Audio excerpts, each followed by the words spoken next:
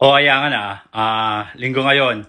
Luto tayo ng kakaibang bibingkang balatong o yung tinusta na munggo na pula. Ana, tara! Nagsaing nga lang pala ako dito ng malagkit at ng regular rice sa gata, mga mi.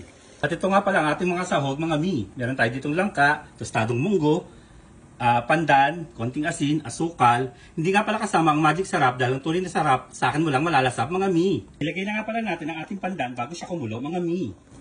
Ang ating langka, pati na rin ang ating tostadong munggo, mga mi. At haluin lang natin siya bago tayo maunahan ng pagkulo, mga mi.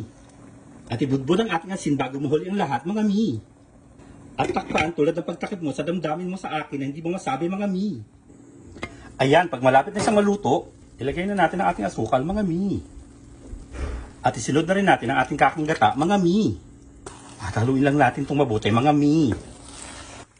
Ayan, pag natutuyo na siya, alisin na natin ang takip, mga mi. At halu-haluin lang natin siya ng madalas, mga mi. O ayan, luto na ang ating bibingkang balatong, mga mi.